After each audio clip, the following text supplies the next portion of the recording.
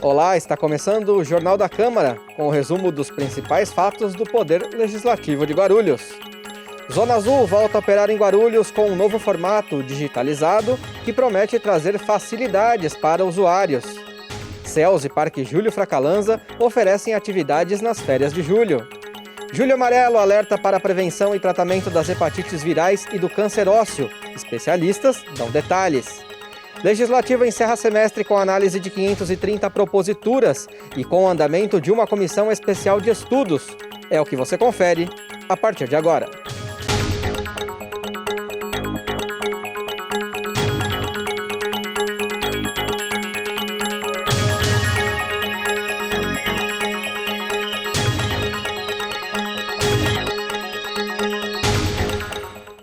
O começo do mês de julho foi marcado pelo retorno da operação da Zona Azul em Guarulhos. De acordo com a Prefeitura, inicialmente o serviço será oferecido de forma experimental e sem cobrança aos usuários. Nesta primeira fase, um grupo de monitores irá orientar os motoristas sobre como proceder quando a implementação estiver finalizada e o pagamento for obrigatório. A Zona Azul está totalmente digitalizada e vai oferecer 2.994 vagas rotativas. Por meio de um aplicativo, os motoristas poderão reservar uma vaga por até 2 horas, com um tempo mínimo de 30 minutos.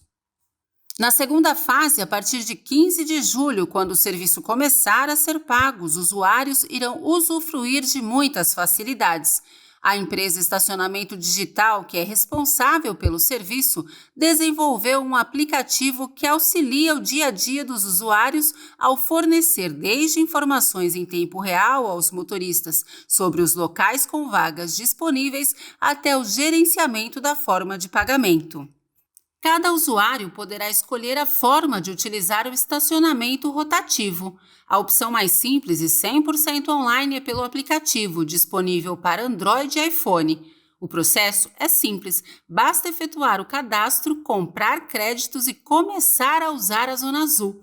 O aplicativo gera benefícios como agilidade, segurança e controle total sobre o pagamento, que pode ser feito com cartão de crédito, débito ou ainda por Pix.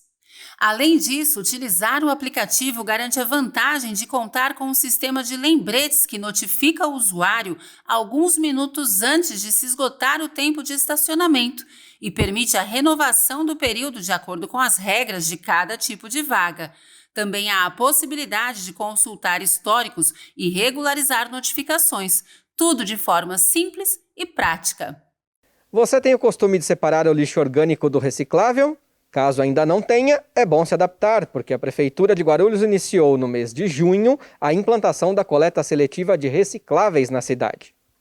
Desde o dia 14 de junho, os caminhões da coleta seletiva de recicláveis começaram a atender 18 bairros de Guarulhos. O serviço implantado pela Prefeitura será ampliado gradativamente até atingir toda a cidade. Para colaborar, basta separar o seu lixo reciclável do lixo comum e deixar em frente à sua casa. Podem ser reciclados garrafas PETs, outras embalagens plásticas, papel, vidro, metal, isopor e latinhas. Os caminhões também recebem óleo de cozinha usado, engarrafado. Todos os resíduos coletados são destinados a cooperativas de catadores. Para saber o dia em que o caminhão passa no seu bairro, basta conferir a agenda da coleta seletiva no site www.guarulhos.sp.gov.br/coleta-seletiva. E agora, durante este mês de julho, a Prefeitura vai esclarecer os moradores e gestores de condomínios sobre a coleta seletiva por meio de bate-papos virtuais. Confira aí os detalhes. A equipe Lixo Zero da Prefeitura de Guarulhos vai realizar bate-papos virtuais ao longo do mês de julho para orientar moradores e gestores de condomínios residenciais sobre como implantar a coleta seletiva nesses locais. Os encontros serão realizados na terça-feira, dia 13, às 2 da tarde, quarta-feira, dia 21, às 6 da tarde e quinta-feira, dia 29, às 3h30 da tarde. Inscrições no site lixozero.guarulhos.sp.gov.br. O Parque Fracalanza e os CELS de Guarulhos oferecem uma programação especial neste mês para toda a população. As vagas são limitadas e as inscrições já estão abertas. Durante as férias de julho, os CELS, Centros de Educação Unificados de Guarulhos, e o Parque Júlio Fracalanza oferecem atividades culturais, esportivas e de lazer para toda a comunidade. As vagas são limitadas e preenchidas por ordem de inscrição. Para participar das férias no CELS, é necessário entrar em contato pelo telefone ou realizar a inscrição presencialmente, das 8 da manhã às 5 da tarde. A lista com os endereços e telefones está no site da Prefeitura. As oficinas são realizadas entre os dias 5 e 30 de julho, exceto sábados, domingos e feriados. Dentre as atividades oferecidas estão ginástica artística, funcional kids, alongamento, oficinas de handball, yoga, pilates, danças e várias outras. É só ir ao CEL mais perto de você e conferir as opções. Já no Parque Júlio Fracalanza, as atividades são voltadas a crianças de 7 a 12 anos, com a presença de um responsável maior de 18 anos. De segunda a quinta-feira, às 10 da manhã e às 2 da tarde, as crianças vão participar de contação de histórias, passeio de bicicleta e oficinas. Os interessados devem se inscrever pelo telefone 2402-9657. As atividades cumprem os protocolos sanitários de prevenção à Covid-19. A Câmara Municipal de Guarulhos entrou em recesso depois de um semestre de trabalho atípico. As sessões foram realizadas de forma virtual e presencial. O Legislativo guarulhense adaptou-se à nova realidade de distanciamento social e seguiu as recomendações para o controle da pandemia do coronavírus, sem deixar de trabalhar em benefício da cidade. Sessões realizadas de maneira virtual ou remota, todas com total segurança para discutir e votar os projetos relevantes para o andamento da cidade. Assim, foi o primeiro semestre de trabalho na Câmara Municipal, com 3 sessões ordinárias presenciais e 37 sessões extraordinárias virtuais. A Casa aprovou 335 requerimentos de informações. 132 projetos foram deliberados nas comissões permanentes do Legislativo, sendo 3 projetos de resolução, 3 projetos de decreto legislativo e 126 projetos de lei. 42 projetos foram aprovados até a fase final. 1 projeto de decreto legislativo, 2 projetos de resolução e 39 projetos de lei que seguem a sanção do prefeito. O plenário apreciou ainda 21 vetos. 8 projetos tiveram os vetos rejeitados e 13 tiveram os vetos mantidos. Ao final de um semestre de trabalho, foram 530 itens levados à discussão em sessões realizadas de maneira remota, mas que também receberam vereadores no plenário da sede própria, inaugurada pelo presidente Martelo do PDT em março deste ano. As sessões são transmitidas pela TV Câmara, enquanto as galerias do plenário ainda não estão abertas ao público por conta da pandemia do coronavírus. Ao final da última sessão extraordinária, realizada no plenário da sede própria, o presidente Martelo do PDT agradeceu pelo trabalho realizado durante o semestre e falou sobre a importância da unidade do Legislativo. Se passaram 6 meses. 6 meses essa Câmara se reuniu. Incrível como o tempo é rápido, a vida continua. Espero que os vereadores se preservem, se cuidem da família, usem máscara, distanciamento, para que a gente possa estar aqui, depois do recesso, com absoluta certeza e com saúde. Um abraço a todos, de coração. Muito obrigado. Desculpa alguma coisa que eu possa ter falado e se ofendi alguém, está aqui as minhas desculpas. Estou aqui para ajudar todos. Vou repetir o que eu falei há 6 meses atrás. Eu sou mais um voto. Entre os 34, sou um voto. Igualzinho a todo mundo. É que às vezes eu sou obrigado a dirigir essa casa com um pouquinho mais de firmeza, senão a discussão vai por um caminho que não vamos chegar a nada. Então, peço a todos a compreensão, a minha estima e consideração de coração para todos mesmo. Muito obrigado. O recesso do Legislativo segue até 31 de julho e a previsão é que as sessões retornem no início de agosto. Vale lembrar que as atividades administrativas da Câmara continuam sendo desenvolvidas normalmente durante esse período. A seguir, veja o resumo do que foi realizado durante o primeiro semestre na Comissão Especial sobre a ProGuaru e detalhes sobre como contribuir com a campanha do agasalho. O Jornal da Câmara volta já.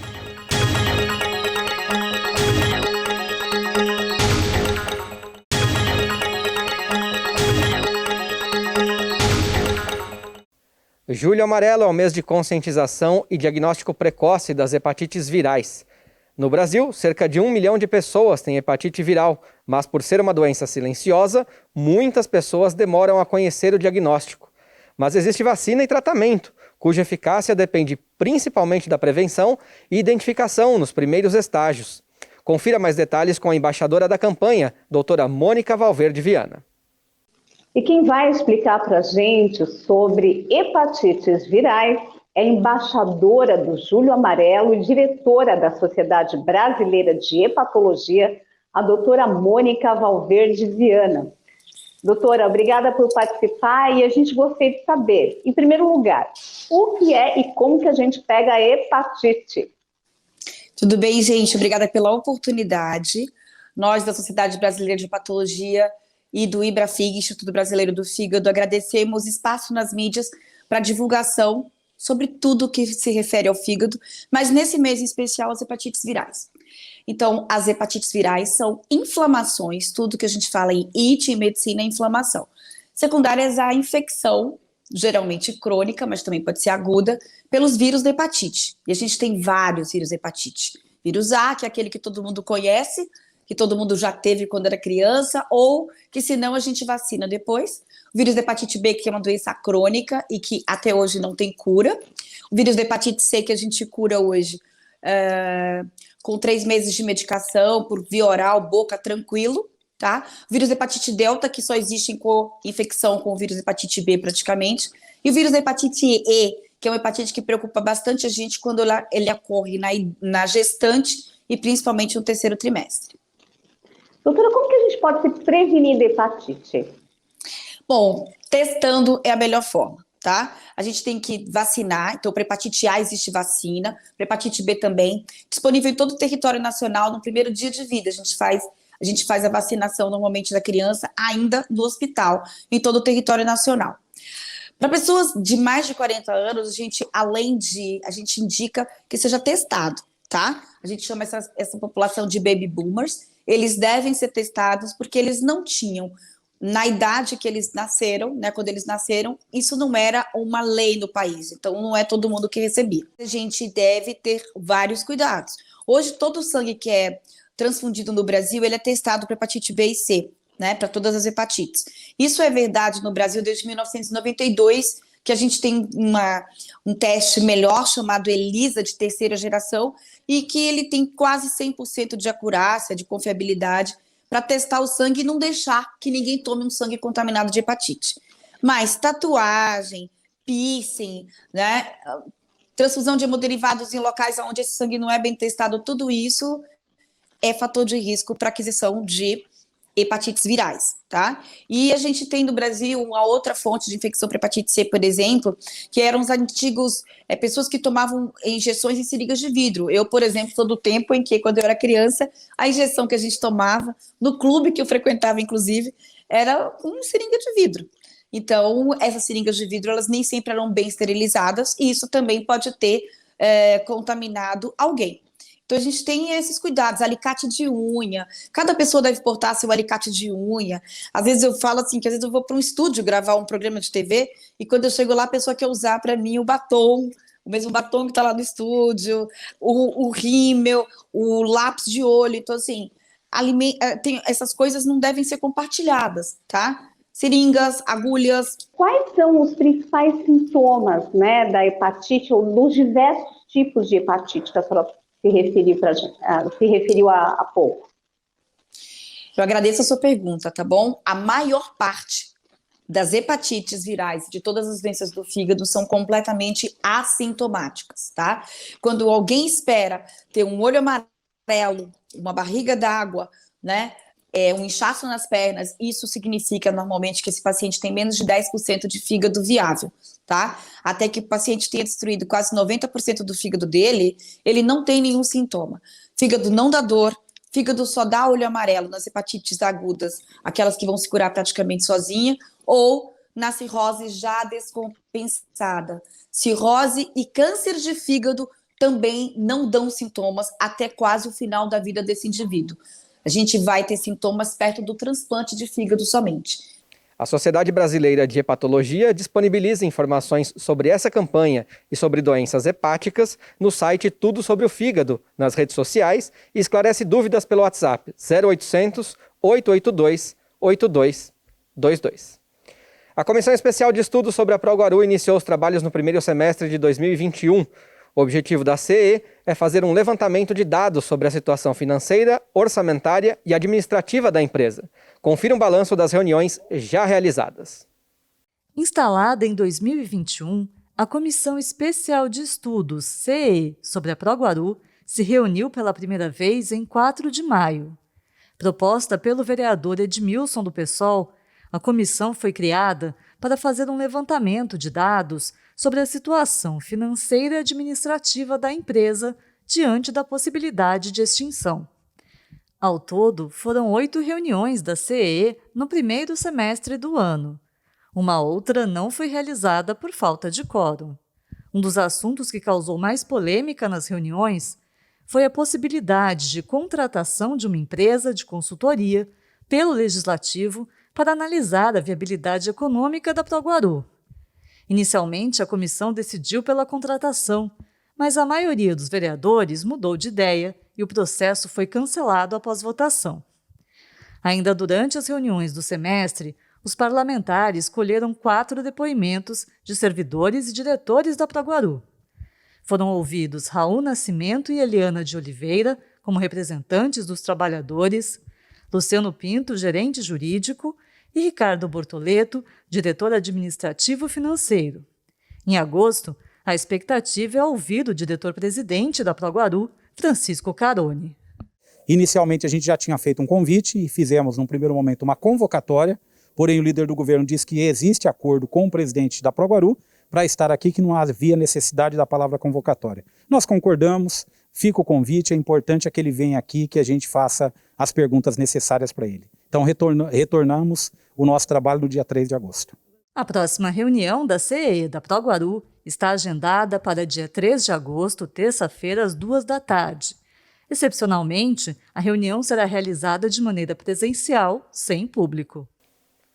Julho amarelo também é sinônimo de atenção para o diagnóstico precoce de câncer nos ossos, que afeta principalmente jovens e crianças. Esse tipo de câncer é raro, responde por 1% de incidência de todos os demais tipos de câncer, mas exige cuidados. Veja detalhes na entrevista. E um dos aliados no combate ao câncer nos ossos é o diagnóstico precoce. E a gente vai conversar com o Dr. Edgar Engel, que é presidente da Associação Brasileira de Oncologia Ortopédica, que vai explicar para a gente um pouco sobre essa doença. Vamos tentar conhecer melhor essa doença, que é o câncer ósseo. Doutor, o que causa o câncer ósseo? Bom, o câncer, não só o ósseo, todos os cânceres, eles aparecem a partir de uma mutação das células. Então, o nosso organismo é produzido, né, ele é constituído de células, e essas células elas podem sofrer transformações durante a vida. Algumas dessas transformações do código genético, elas são chamadas mutações, elas podem provocar alterações importantes na célula. Por exemplo, essa multiplicação descontrolada das células, e há várias outras características que a célula precisa adquirir a partir dessa mutação para se transformar em um tumor ou até um tumor maligno que a gente chama de câncer. E quais são os principais sintomas? Bom, os sintomas dos cânceres, eles são variados, depende muito do órgão. Então, especificamente para o câncer ósseo, normalmente o que a pessoa se queixa é de um aumento de volume. Então, aquela massa, o tumor propriamente dito, ele vai crescendo e a pessoa identifica que houve o crescimento daquela região. Então, o mais comum é a massa. O crescimento da massa ele pode estar relacionado com a dor. Então, essa massa pode ser dolorosa, Eventualmente, essa destruição do osso pelo tumor pode ser tão grande que também isso pode provocar dor e até pode provocar uma fratura, que então a fratura não é tão frequente. Uma outra alteração importante que pode acontecer por causa do tumor ósseo é uma limitação da movimentação. Então, às vezes, esses tumores são muito próximos às articulações e, com isso, existe uma diminuição da movimentação daquela articulação. O que é importante notar é que a grande maioria dos tumores ósseos acontecem na região do joelho. Então, esse é um sinal de alerta importante, é um crescimento duro, normalmente, de uma massa na região do joelho. E qual a idade das pessoas que geralmente são afetadas por essa doença? Qual que é o perfil dessas pessoas? Existem vários tipos de tumores ósseos, então eles podem afetar diferentes faixas etárias. Mas os dois tumores mais comuns que nós temos que afetam o esqueleto, então o osteosarcoma e o sarcoma de Ewing, eles comprometem geralmente crianças e jovens, até adultos jovens. Então, a partir de 6 até 15, 18 anos é a faixa onde existe maior prevalência desses tumores, tanto um quanto o outro. E como que é feito o diagnóstico e o tratamento? Duas coisas fizeram muita diferença. A primeira delas foi o aparecimento da quimioterapia, a segunda foram os exames de imagem, tomografia e ressonância, que permitiram uma avaliação muito mais precisa desses tumores. E com o tratamento que começou naquela época até hoje, a gente teve uma inversão praticamente. A grande maioria dos pacientes acabavam falecendo por causa do tumor ósseo e, quando eram tratados, precisavam de amputação. Hoje nada disso é verdade. Hoje o normal é que a pessoa cure. Nós ainda não temos condições de curar todos os pacientes que têm osteosarcoma, sarcoma de Ewing, mas a maioria evolui com cura. E a amputação é uma cirurgia extremamente rara nos tempos de hoje, praticamente menos de 10%. Acabam sendo amputados aqueles pacientes que têm uma evolução muito longa, muito arrastada, e que demoraram muito para procurar assistência médica, e que acabam já chegando no hospital com tumores praticamente inoperáveis, ou com tumores tão grandes que não existe outra alternativa a não ser a amputação. E, normalmente, esses estágios avançados também são acompanhados da disseminação da doença, que significa o aparecimento de tumores em outros órgãos, por exemplo, o pulmão. Neste ano de 2021, a campanha do agasalho vai até o fim de agosto aqui em Guarulhos. Então, ainda dá tempo de aquecer o inverno de alguém que precisa. Veja aí como você pode ajudar. A campanha do agasalho deste ano vai arrecadar doações de roupas, sapatos e cobertores em bom estado até o dia 31 de agosto. As doações serão destinadas a famílias em vulnerabilidade social e também vão suprir a demanda de atendimento social da Prefeitura. Mais de 80 caixas coletoras da campanha estão espalhadas pela cidade em locais como a Câmara, secretarias municipais, delegacias, comércios e condomínios. Confira os pontos de coleta no menu do Fundo Social de Solidariedade no site da Prefeitura de Guarulhos. E nesta sexta-feira, às 19h, o programa Ponto de Vista recebe a diretora de cinema, atriz e produtora Bárbara Mascarenhas. Confira um trecho da entrevista. Nós estamos fazendo isso com o nosso melhor, com tudo que a gente tem, né? Então, dentro do recurso que nós temos, com as pessoas que nós temos, com as possibilidades que nós temos na cidade que nós estamos, nós queremos fazer o melhor que nós podemos de acabamento e chegar na melhor plataforma que a gente conseguir. Se a melhor plataforma que a gente conseguir for o YouTube, ótimo, a gente vai se sentir muito honrado. A gente não está questionando se a plataforma vai ser A, B ou C. A gente quer que realmente ele seja distribuído e que a gente consiga levar essa informação para o maior número de pessoas. Que é possível se fazer arte em qualquer momento da vida, com qualquer tipo de recurso, sendo você qualquer pessoa, né? Então não existe limites entre ser mulher ou homem, não existe entre ser branco e preto, não existe entre ter dinheiro e não ter dinheiro. Nós buscamos muitos recursos, tanto tecnológico quanto de pessoas experientes, para mostrar que não é só o dinheiro que vai trazer pessoas boas para o seu projeto. A minha principal informação não é eu ser uma diretora negra. A minha principal informação é: eu quero dizer que é possível se fazer um cinema excelente, com qualidade de produção, com câmeras boas, com edição boa, se você souber montar uma boa equipe. Pessoas que acreditam e que vão com você. Você também pode assistir a este e outros programas já exibidos pela TV Câmara no nosso canal no YouTube. Foi enterrado na tarde desta quinta-feira o corpo de Jorge Mota de Oliveira, pai do vereador Jorginho Mota, do PTC. Jorge Mota morreu na última quarta-feira, dia 7, aos 78 anos de idade. Nascido em Maceió, no estado de Alagoas, morava em Guarulhos desde a década de 40. Especializou-se como tipógrafo e ganhou o apelido de Expressinho por ser muito ativo no trabalho. Ele e a esposa Eva, que morreu em 2019, tiveram 6 filhos. O velório foi realizado no Paço Municipal e o sepultamento no cemitério Campo Santo, na Vila Rio de Janeiro.